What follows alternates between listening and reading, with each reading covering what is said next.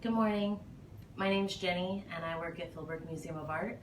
Welcome to another week of Family Art Club. I'm really excited to show you this activity today. It is super fun shadow play, and grown-ups, I hope you'll participate too. I know after the events that have transpired the last week and this weekend, I think it goes without saying that we could all really use some time with the television turned off, step away from our phones for a little bit, give our kiddos an extra big hug, and kind of recenter on our family.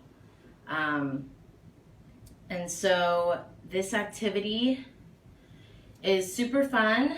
I am just going to jump into it. So we're going to be playing with shadows today. I'm doing it here on a table. You can do it outside. Take advantage of that strong afternoon sun. And I'm going to start with setting up the things that are going to make our shadows. So it's kind of a two-part activity. We've got some really fun natural material and dough play that you can set up for your littles especially. And then we will segue into shadow play. So I made this Play-Doh last night. This is the recipe from my previous video from several weeks ago. It's a really great, nice, soft, thick homemade Play-Doh. I actually didn't use any food coloring in it. I just left it natural because I just like this creamy color, and I think it'll look nice with the sticks and the natural materials. So at this point you can put out a Play-Doh for your kiddos. And then sometimes I like to arrange a variety of natural materials on a tray and kind of allow for some open-ended exploration. So I here have some sticks, I have some stones, I've got a cool looking shell, I've got some leaves from my backyard. You could also bring in like those sweet gum balls. Those sticky balls would be really fun. You could really just whatever you've got going on in your backyard. I'm sure there are plenty of really interesting natural objects that you can bring in. I've also just got some popsicle sticks. And so with this, when you set it up, you can just allow them to kind of just explore the dough and explore, how it feels, how it smells. This dough tastes safe, meaning it's not going to hurt any kiddos. It's not gonna, it's, just flour and salt and cream of tartar, a little bit of water, some water and oil, but it's not gonna taste good. So if they taste it once, they probably won't taste it again.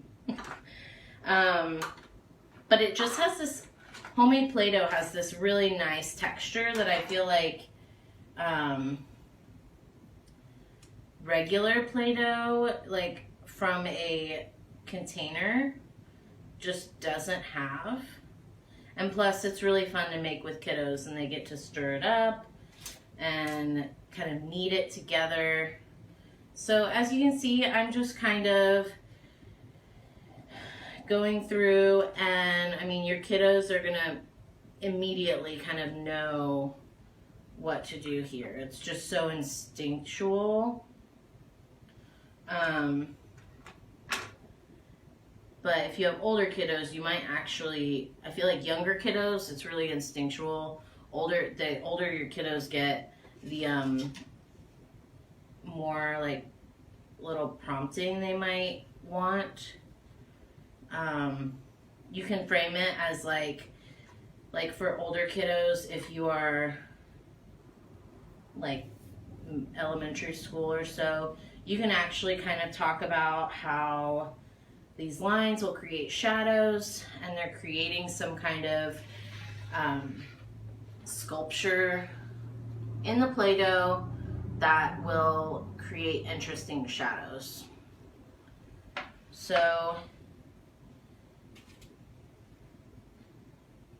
just play it by ear on, you know, what makes sense for your kiddo.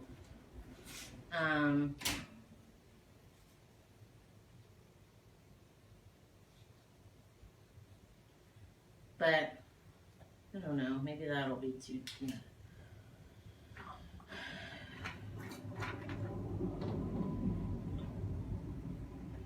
Okay, so I'm just going to do one more.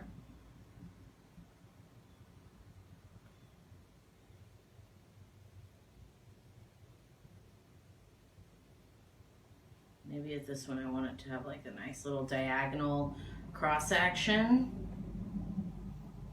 And so everything's just kind of hanging out in here. Ready to go. I like the way that looks. And so once you reach kind of a stopping place, you are ready for your shadows. So I'm going to move this off to the side. I'm going to move this over here. I don't know if you noticed, I brought in a lamp today. You could also use a flashlight or just the afternoon sun if you're outside. But I'm going to start by, I also have my paper and I've got some oil pastels. So you can use any drawing material. I think I'm going to go in later with some watercolor on top. And so I'm going to use a black oil pastel so I can do some really cool resist. But honestly, you could even use like a black Sharpie or a permanent marker and still do the watercolor on top because it won't bleed. But you could also just use markers or crayons. So I'm going to turn my light on. And I'm going to put it down, looks like here on this chair. And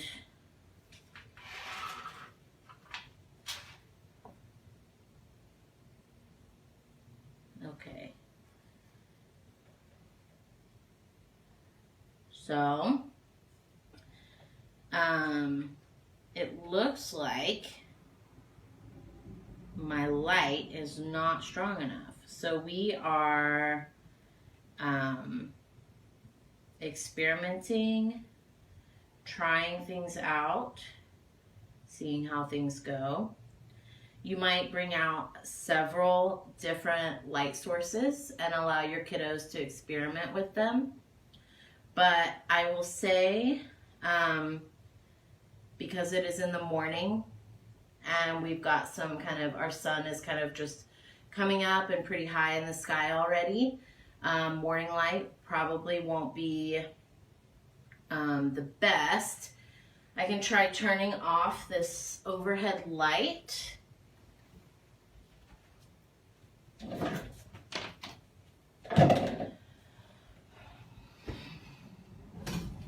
You could bring in a variety of lights. I have done this before and it does work. But it looks like this morning with this light, it is not quite bright enough and I've got too much light coming in through this window to cast strong shadows. That's fine, it happens. I'm not too worried about it. If you guys take this outside this afternoon, what will happen is your sculpture you can create a shadow on these lines. It will make shadows here on your paper. And you can trace your shadows that are created. So maybe trace the outside. Obviously, I'm making this up because I don't have enough light. It's fine. Trial and error, right? Not a big deal. I'm not concerned.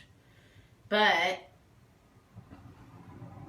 this is a great tracing exercise for like fine motor skills for littles.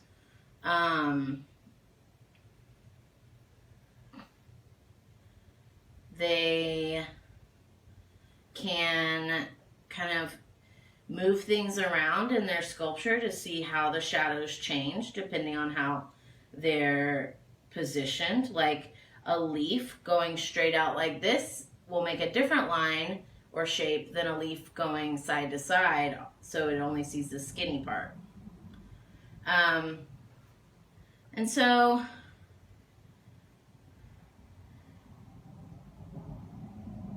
this is also a really great observation activity, especially like if we're talking like the end of the afternoon.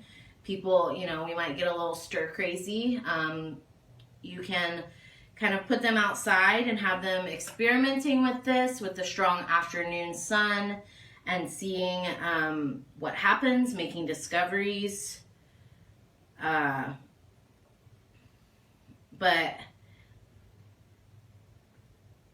I think it might actually be pretty fun. It's like a surprise for you all. Not sure what's going to happen.